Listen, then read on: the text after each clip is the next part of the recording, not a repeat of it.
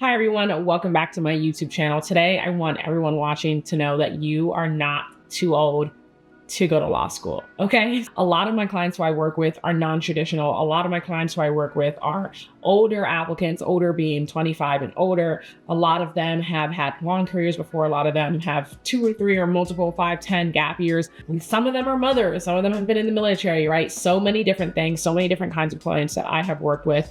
And this was a common worry or common concern from a lot of people who originally came to me and said, I feel like I'm too old. And that's absolutely not the case. So today's video is going to be directly for you guys so that you know you are not too old to go to law school, okay? If you're returning, thank you so much for continuing to watch my channel. And if you are new here, my name is Sephora. I'm a licensed attorney and law school coach. I've helped hundreds of individuals get into and succeed in law school. I coach both law school applicants and law school students. You can get coaching by going to the link in the description box or just going to toppingthecurve.com. Make sure you follow us on social media. That's TikTok and Instagram at Topping the Curve. Okay, so let's jump into the video. There's a lot of benefits that come with being an older law school applicant. And I that really does belong in quotations, because although the majority of applicants are under 25 and older by no means is old, right? And so I just want to get that out of the way. That is not old. You're just an older applicant as compared to who the majority of law school applicants are. And that can be used to your benefit in a lot of ways. And I use it to the benefit of my clients in a lot of ways, right? And one of those benefits is experience. So you can showcase that experience in so many different ways in your application. So one thing that I love to do with my older law school applicants or my applicants who have had multiple years of full-time work experience is get to the nitty-gritty of not only those work experience, but also those life experiences that they have had, and see how those experiences will translate well, not only into law school, but also into the legal field, right? Because remember that a goal of getting into law school and getting into a good law school and getting admissions counselors to want you there is to showcase that you're going to be a good law school student and also a good attorney, right? And so if we can find and get deep into those work experiences, those life experiences that you have had, and get down to the nitty-gritty or the stories or the details or the qualities and the characteristics that you have had from those experiences, and then translate them beautifully into a cohesive story in your law school application, they're going to be like fighting to get you in at their law school. And that's just easier to do with an older applicant because you have more experience, right? You have more experience than someone who is coming straight out of undergrad, because someone who's coming straight out of undergrad likely does not have those myriad of experiences, those myriad of stories, those myriad of lived life experiences. They just haven't lived as much life as you have. Now, of course, there are like your few people who have had like tons of things happen to them, even if they're like only coming straight out of undergrad. But for the majority of people, the more life you have lived, the more experiences you have had. And so using those experiences to your benefit in your application is a really huge positive that you can take advantage of to help yourself boost that overall strength of your application. The second thing is discipline, right? And so I have a video up already on how to build a strong law school application and also how to prepare for law school. Law school requires so much discipline, right? You have to be disciplined enough to study when you say you're going to study. You have to be disciplined enough to have that study schedule. You have to be disciplined enough to know when you need to say no to the party or say no to your friends, or keep studying even when you may be tired if you have just studied or you didn't get in any studying for the week. You have to be disciplined enough to go to office hours, to talk to professors, to go to the networking events, to do the things that you need to do for the sake of your career.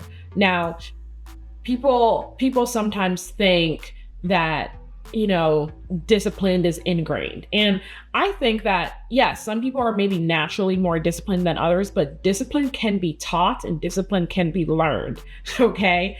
And so even if someone who has no discipline can teach themselves or be committed to teaching themselves to be disciplined. And I think that older applicants tend to naturally have, because of those lived experience, so I shouldn't say naturally, but tend to have already learned the importance of discipline in their life and in their career. And so then that translates over into the law school setting more easily. And so naturally then, admissions counselors already know or can already see through those lived experiences, through those life experiences, through those work experiences that you talked about, that you have the discipline that's going to allow you to succeed and do well in law school. Because the people who are doing well in law school have those things that I talked about in the preparing for law school video. They have the schedule, they know how to study, they know when to study, they know how many hours to devote, and they're actually doing it, right? So it's one thing to know it, and it's something completely different to actually implement it. And so when you worked a full-time job for 3+ years, you're getting up every single morning and you're going to this job. You weren't fired from that job, right? And so you have the discipline to do it. And maybe you did all these substantive things in your job that requires, actual thought, that requires you to actually use your brain in the job. And so it's not like you were just doing menial tasks, right? You were doing things that required effort on your part. And so it's not only that you were disciplined, but it's also that you were disciplined in a way where you had to put forth effort, right? Because anyone can get up and go to work and then sleep at work all day and then come home.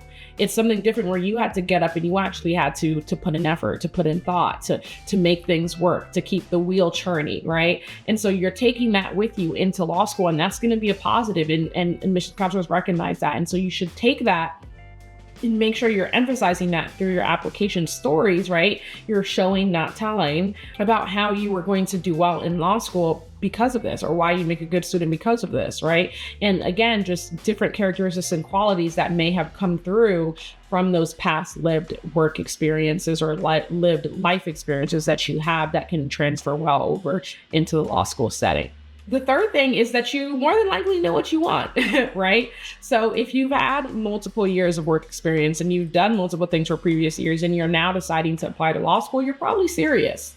It's probably a serious decision that you're making, and you've thought about it for a long time, because otherwise, why apply to law school if you're comfortable in your current job or you're happy with your current job, right? And so again, admissions counselors want people who want to be at their school, who want to be there and aren't going to drop out and leave and leave like a red mark or whatever on that law school, right? And so if you've had, for example, 10 years and in a different career, and now you're applying to law school, you probably thought through that decision pretty seriously. You probably thought through that decision a lot. And so the fact that you're actually applying and making the leap says to them like that you're serious. And I think a part of that too is also making sure that you are telling them, you are letting them know that you are serious. And again, that's done through your application materials when you're talking about who you are as a person, when you're talking about the holistic story, when you're building that holistic story and going through the steps necessary to make yourself stand out, to make yourself be a strong law school applicant when you're, now leaving this 5+, 8+ year career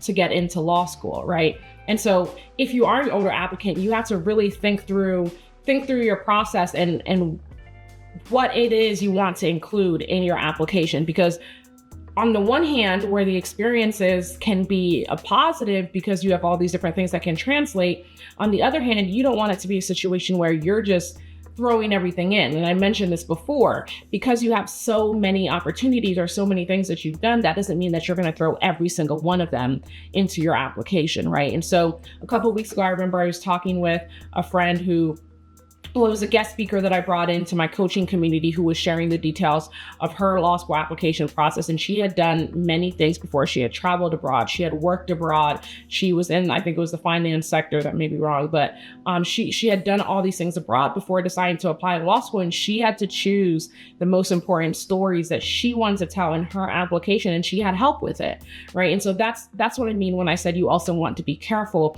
when you're thinking about it. But at the end of the day, you should know that you have all these benefits that you can use. You have all the power in your hands. I say it all the time. The strength of your application is completely in your hands to show the admissions counselors that you deserve to be there, right? And I think the other benefit, and this is the last benefit that I'll cover, is just thinking about, just growth, overall growth. You're a different person when you're 18 or when you're 21 from when you're 25 or when you're 27, 28 or 30 or 34 or 35, right? You're completely different people at each different stage of your life. I'm completely different now from when I was graduating college at 21 years old, right? And so these different stages, you can show growth, and you can show growth in so many different ways. Like, let's say, for example, you had a low GPA in college. Okay, but now you're 30 years old, right? And so little attention, or you can show the admissions counselors why little attention should be paid to that, whatever that low GPA that you had 10 years ago, because you're a completely different person now, right? And so there's so many opportunities for you as an older applicant to build up the strength of that application. And if you need help with that, then you should click the link in my bio, or just go to toppingthecurve.com to sign up for coaching. You'll also see and be able to look at our law school coaching opportunities for applicants and students, and sign up for our upcoming workshop. Thank you so much for watching. Don't forget to follow us on Topping the Curve on Instagram and TikTok, and I will see you on my next video. Bye.